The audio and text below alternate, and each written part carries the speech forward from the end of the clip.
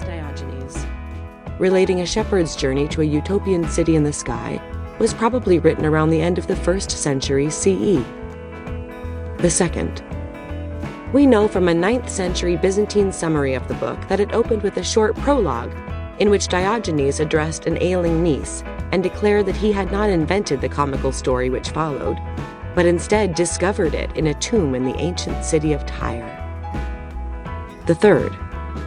The tomb, Diogenes wrote to his niece, was marked Aethon, lived 80 years a man, 1 year a donkey, 1 year a sea bass, 1 year a crow. Inside, Diogenes claimed to have discovered a wooden chest bearing the inscription, "Stranger, whoever you are, open this to learn what will amaze you." When he opened the chest, he found 24 cypress wood tablets upon which were written Aethon's story.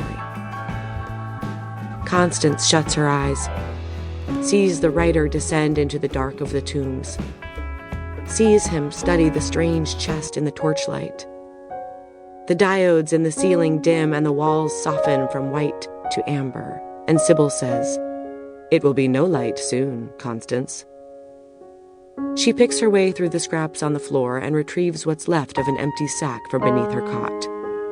Using her teeth and fingers, she tears away a blank rectangle. She places a little scoop of Nourish powder into the food printer, pushes buttons, and the device spits an ounce of dark liquid into its bowl. Then she takes a length of polyethylene tubing, the tip of which she has carved into a nib, dips her makeshift pen into the makeshift ink, leans over the blank scrap, and draws a cloud. She dips again. Atop the cloud, she draws the towers of a city, then little dots of birds soaring around the turrets. The room darkens further. Sybil flickers. "Constance, I must insist that you eat." "I'm not hungry, thank you, Sybil."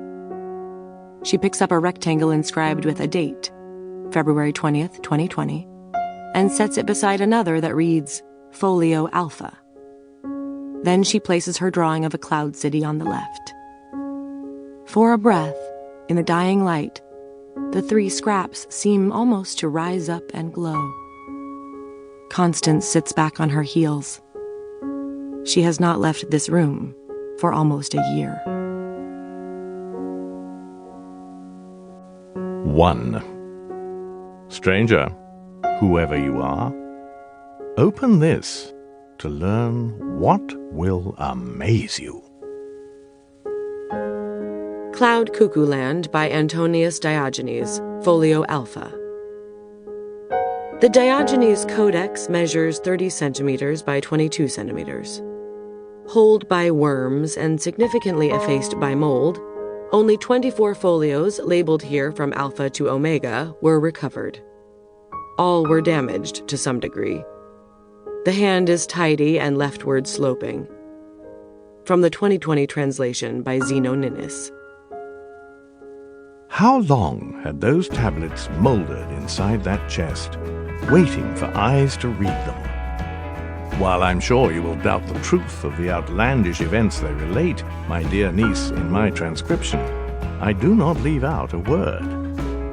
Maybe, in the old days, men did walk the earth as beasts, and a city of birds floated in the heavens between the realms of men and gods. Or maybe, like all lunatics, the shepherd made his own truth, and so for him, true it was.